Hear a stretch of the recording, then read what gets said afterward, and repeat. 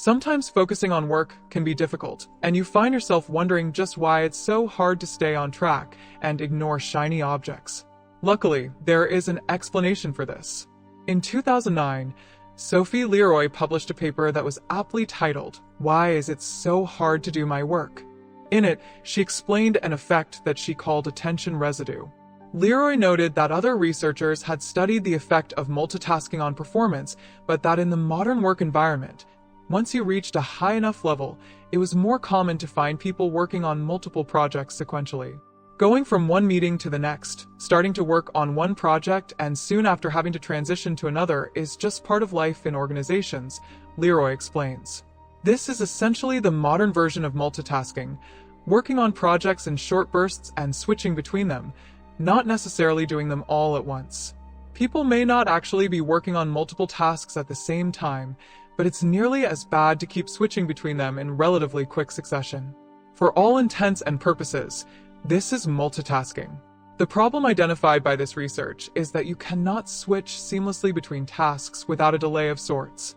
When you switch from task A to task B, your attention doesn't immediately follow. A residue of your attention remains stuck thinking about the original task.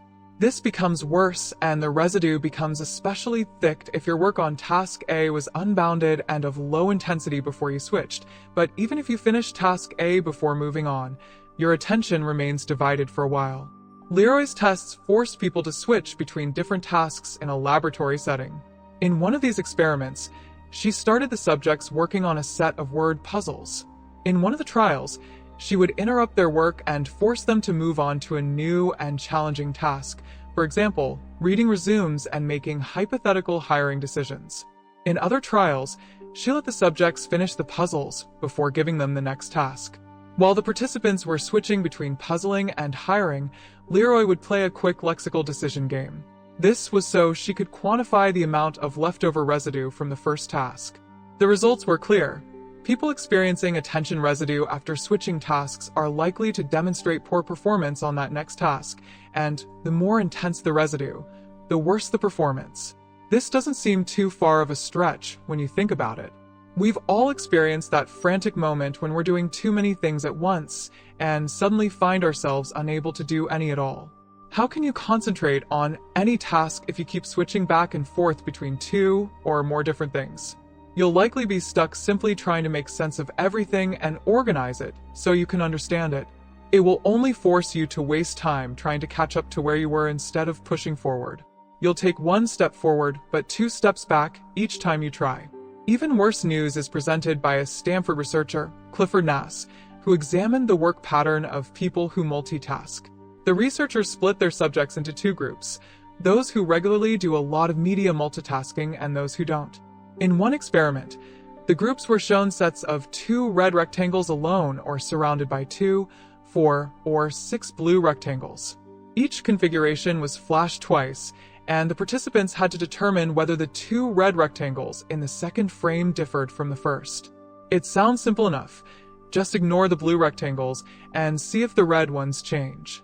In fact, it was quite simple, and those who didn't often multitask had no trouble doing this. However, the high multitaskers performed terribly as they were constantly distracted by the irrelevant blue images. Because they couldn't ignore the images, the researchers thought that maybe they were better at storing and organizing information. Maybe they had better memories. But this was proven wrong by the second test. After being shown sequences of alphabetical letters, the high multitaskers also struggled to remember when a letter was making a repeat appearance. And again, the low multitaskers performed better overall. It was as simple as that.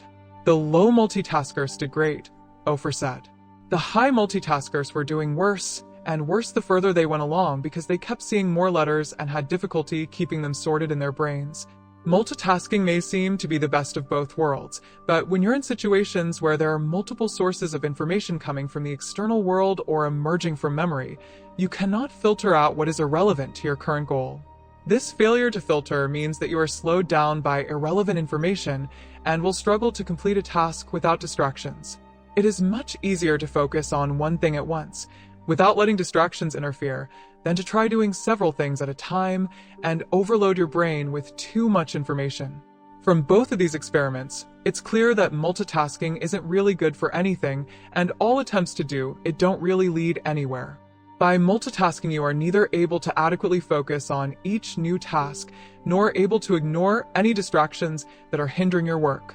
There might be certain ways you can multitask 1% more effectively, but the overall lesson is just to avoid it whenever possible. Single tasking.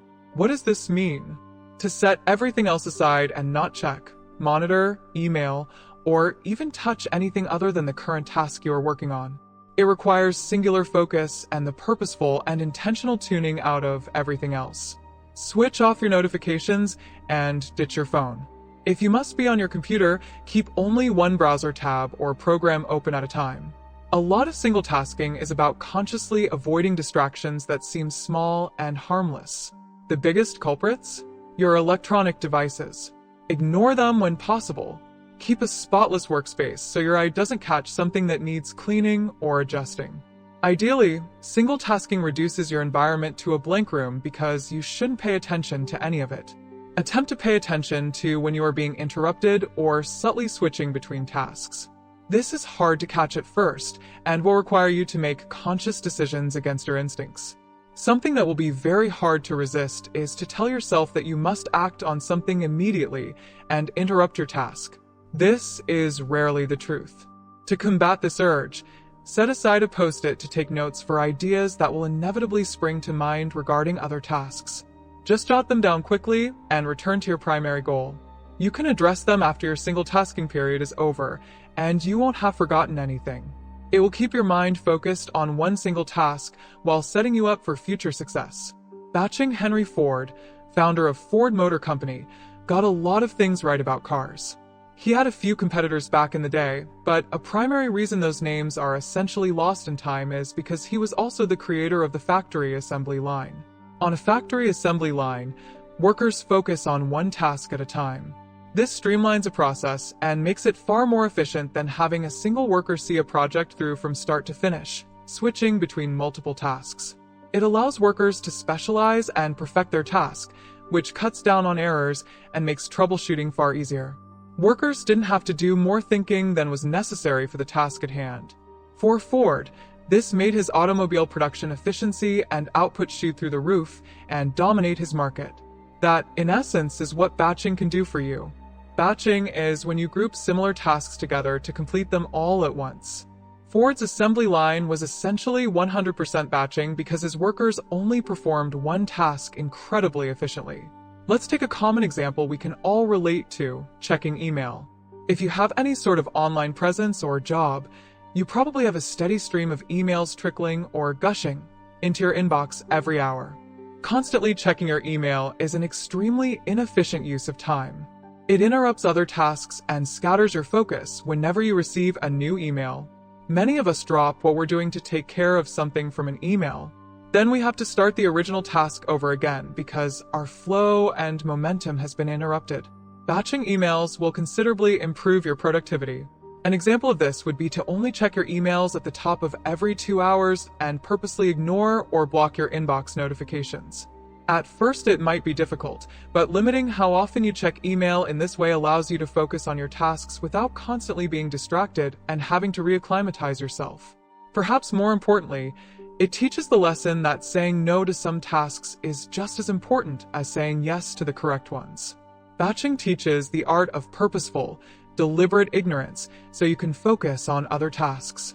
Switching from task to task is a large mental burden because you are essentially stopping and starting from zero numerous times throughout the day. It takes a lot of energy to switch from task to task, and there are usually a few wasted minutes just regaining your bearings and figuring out the status of the task you are working on.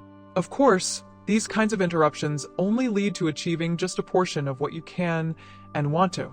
In the example of checking email, batching allows you to stay in a mindset of reading and composing email with all its associated skills, tasks, and reminders. Email is a distinctly different mindset and way of thinking than designing a new graphic for an advertising campaign. Staying in the same mindset pays huge dividends. Batching allows you to save your mental energy for the tasks themselves and not waste your energy on the process of switching back and forth between them. What else can you batch? You can schedule all your meetings in one afternoon so you will have a free, uninterrupted morning to work. You can plan to do everything that requires computer access in the morning and even batch parts of tasks such as the parts that require you to make phone calls. You can also batch your distractions. This isn't to distract and amuse yourself more efficiently, it's to make sure that you are conserving your energy and allowing your focus time to be exactly that, focused. How can you batch distractions? For example, if you're burned out on a particular task, you might want to take a little social media break. By all means, take it. However, allot just a bit more time to check all of your accounts, ESPN, Refinery29, and whatever other distractions you occupy yourself with. Grab a new cup of coffee, take a brisk walk around the office, and say hello to your neighbor. Get it all out of your system so that when you're back to work, you can have a solid and fixed block of time in which to focus. After all, if there is nothing new on your Facebook page, you will probably feel less compelled to check it. Once you knock yourself out doing all these distracting activities within the allotted time, you can switch to productive work for the rest of your hour. The more you divide your attention among different activities, the less productive you'll be. However, if you begin doing something similar to the previous activity, you'll find it's much easier to get going, because your mind is already geared toward doing a certain kind of task. Do all the similar tasks together, one after the other, and then move on to the next batch of similar or related activities. Effective batching can skyrocket your productivity, no matter the context.